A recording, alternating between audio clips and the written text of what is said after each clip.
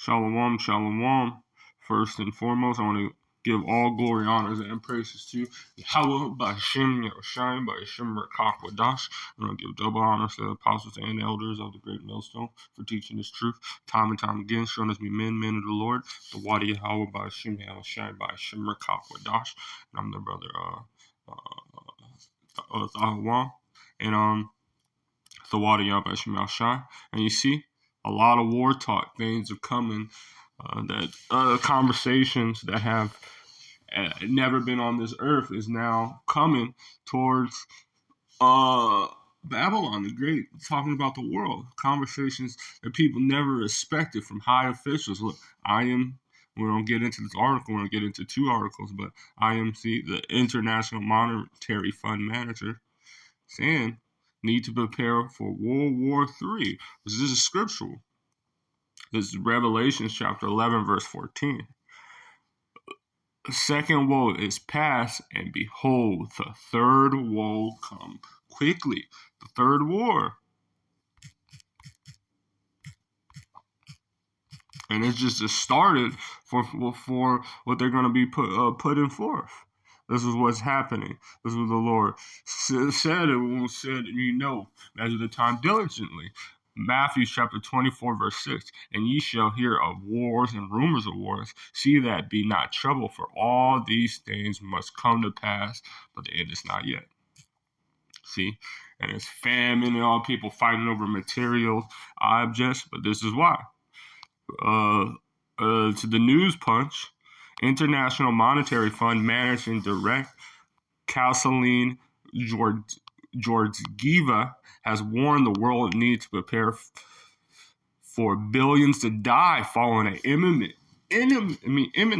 meaning it's going to happen. No problem.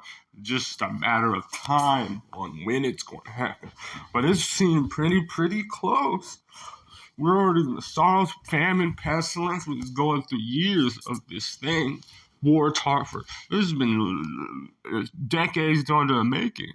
The Lord's just showing that He's visiting the earth. According to Georgieva, humans must prepare for the unthinkable and post. You see that the vid 19 world in the light of the ongoing Russian-Ukraine war. Zero Hedge report. Georgieva made the comment during the World Government Summit panel hosted by CNBC Hadley Gamble in Dubai on February 14th, so just recently, where she was referring to the recent earthquakes in Turkey and in Syria that have killed. It said rumors of wars, earthquakes in diverse places. See, but the scriptures are on point. For nation shall be against nation, kingdom against kingdom, and there shall be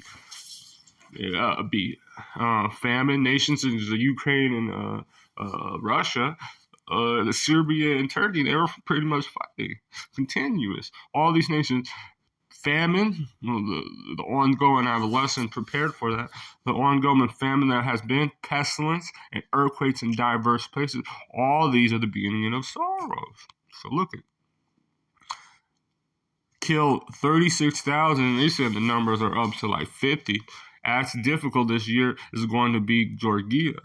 Georgia replied to the World Economic System, still very difficult place, and global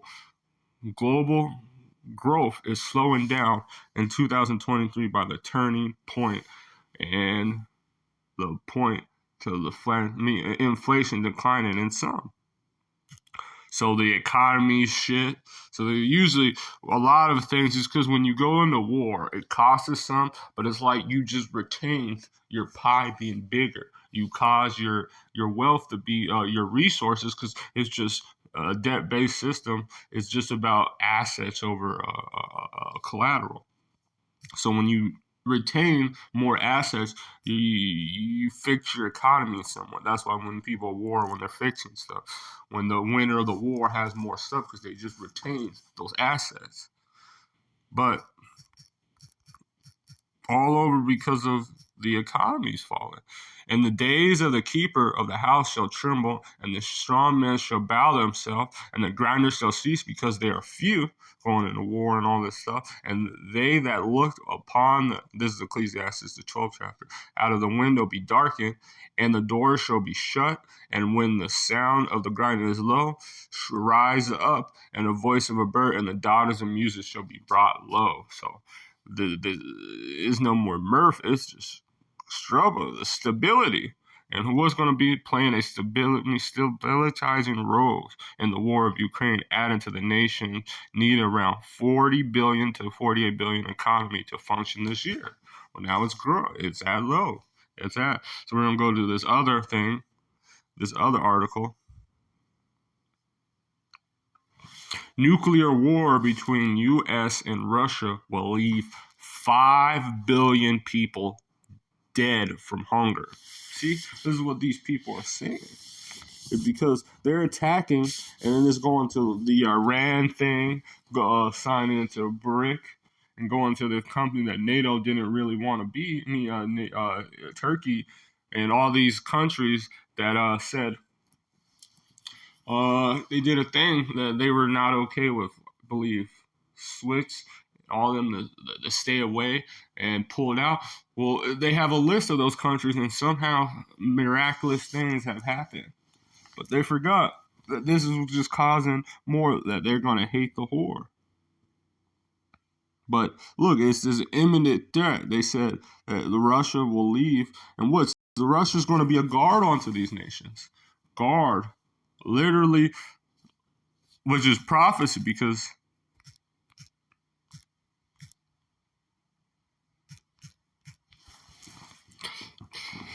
this is prophecy. Ezekiel chapter 38, verse 1.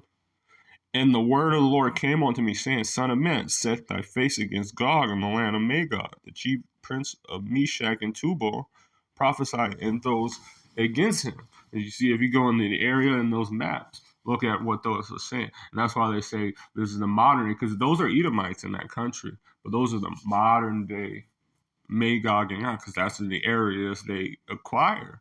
And for Bible prophecy, it was talking about these people. The Edomites that were in those areas. And say, Thus said the Lord, Behold, I am against thee, O God, the chief prince of Meshach and Tubal, and I will turn thee back and put hooks into thy jaws. So they're talking about this Ukrainian and all that stuff. They're getting back into that modern day Soviet Union type of mind. You look at their emblems on what the Soviet Union would show. They would use like I believe it was a sickle, and then and a hook to show forth what it is, and to bring forth all their armies, horsemen, all their clothes, and a source of armor, even companies with buckles and shields, all these handles, these F-500s and 600s, these fighter jets. These one they got intercepted off the coast of Alaska a few days ago. Persia, Ethiopia, Libya, with all of them that shield and helmets. Look at the countries that is. Gomer and his bands, and see they just got hit with a earthquake, because that's in that area, Tomagog, in that area. All those bands and many of them, thou prepare and prepare for thyself. Thou art a company that assemble unto them, to be thy guard unto them, to be the guard unto them. And after those days shall you be visit. But look at Russia is prophesied to go against America, and they're going to all get these nuclear missiles and destroy this place. 25 will die from famine and hunger because of the nuclear war between the U.S. and Russia, which is prophecy, because the Lord is going to visit this motherfucking place, and it's good riddance too. Fuck, but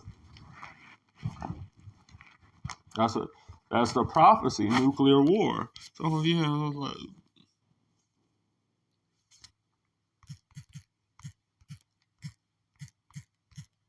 this is Isaiah chapter 9, verse 5. For every battle is of warriors and with confused noise and garments rolled in blood, sword fighting and all this stuff, close combat fighting. But it's not going to be. But this shall be with burning in fuels of fire. And it's not going to be, because this is the devil they're about to fight. They had a good thing, like a good quote. They said, I think General, not Patternized, he said in World War II, he said he loves the smell of napalm in the morning.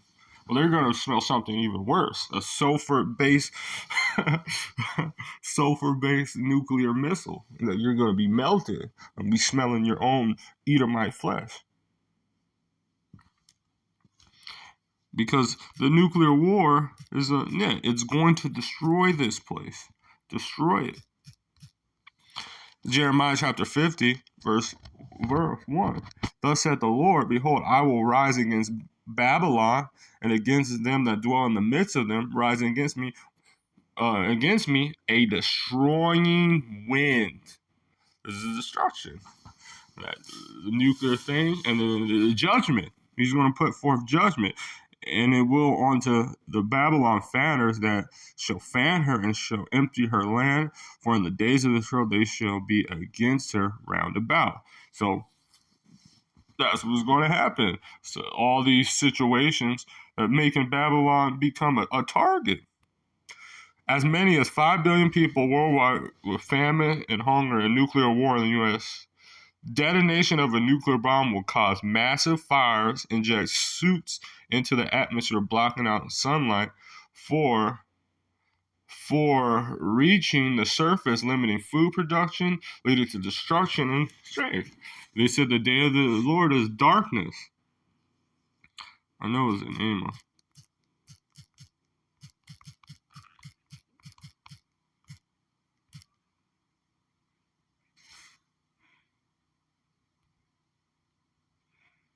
That's a good one. I'm going to get Amos 5. I'm going to get this real quick.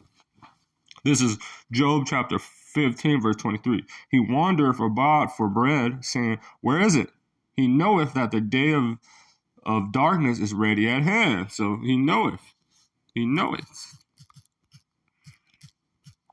So he's going to darken the sun. And also, this is Amos chapter 5, verse 18. Woe unto you that desire the day of the Lord. To what end is it for you? The day of the Lord is darkness, not light. For as if a man did flee from a lion, a bear met him. And when his house leaned his hand, a wall, a serpent bit him. Shall not the day of the Lord be darkness and not night, even very dark, no brightness in it? So, of course, it's going to be a nuclear. It's for judgment. This is what's going to happen to the world because it has been in great pride. A large percentage of people will be starving.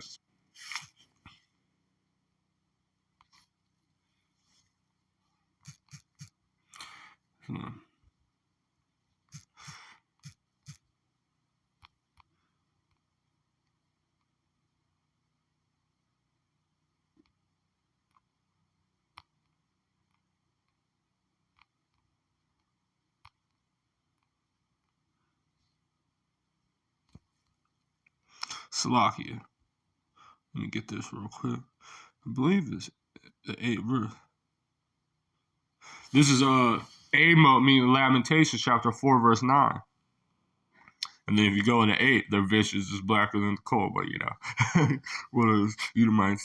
But when you're in a starvation period, you get darker. This is Lamentation, chapter 4, verse 9.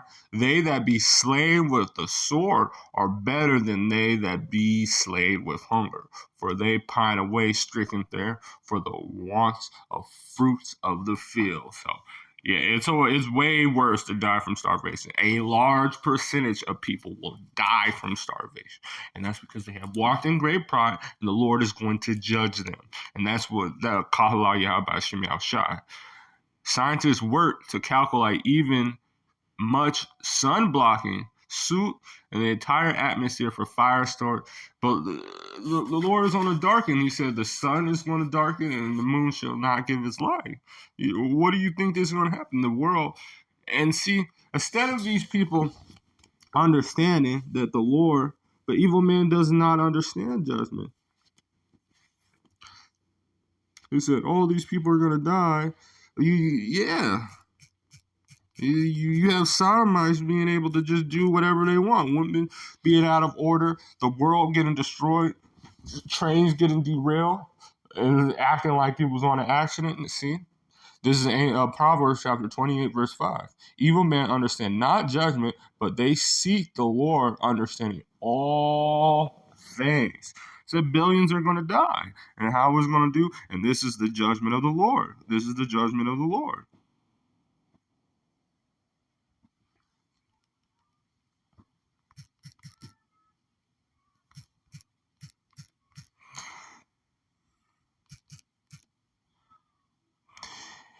This is Jeremiah chapter 25, verse 31. A noise shall come even at the end of the earth, for the Lord has controversy with the nations. He will plead with all flesh, and that's how he's going to plead with these thermonuclears, and it's going to cause a wide range of death.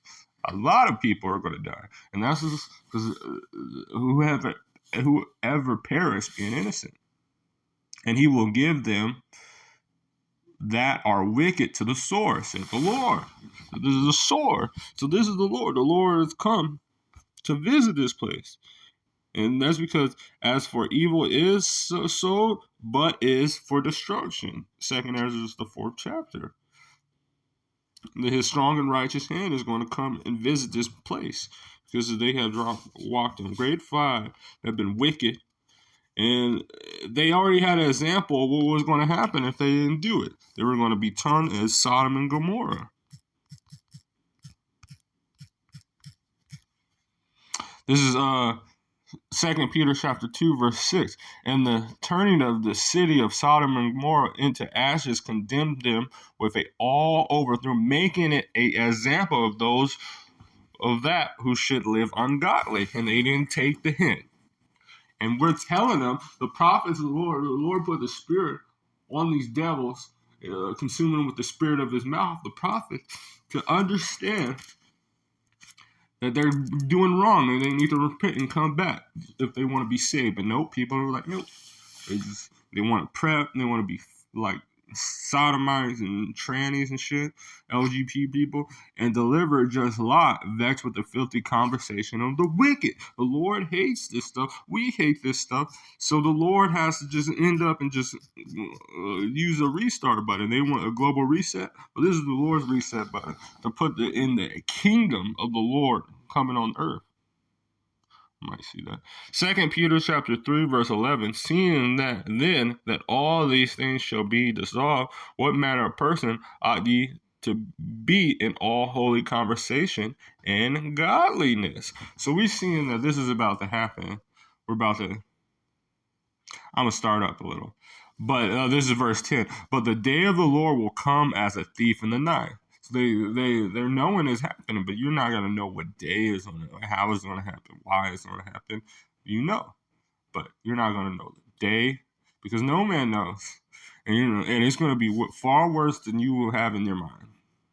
In which the heavens shall pass away in great noise, and the elements shall a nuclear war shall melt, and with millions of people die, preparing for World War II. And melt with fervent heat, and the earth shall also, and the works of their hands shall be burnt up. Seeing that all these things shall be dissolved, what manner of person ought ye to be in all holy conversation and godliness? So you know in this, what kind of person you want to be. You want to be a person in the military, or you want to be, as of the Lord, be the ones from the beginning, be saved, called up on the shirts, looking for and hastening unto the coming of the day of the Lord, wherein the heavens shall be fire, being on fire shall be dissolved, and the elements shall melt away in fervent heat. Nevertheless, according to this promise, look for a new heaven, a new earth, where dwelleth righteousness. Well, it might be the end of this empire, but a beautiful kingdom will come. A kingdom behind by Shem Yahshai. So with that, I'm going to give all glory, honors, and praises to Yahweh by Shem Yahshai, by Shem Rakak Wadash, the Wadiyah by Shem Yahshai. Shalom.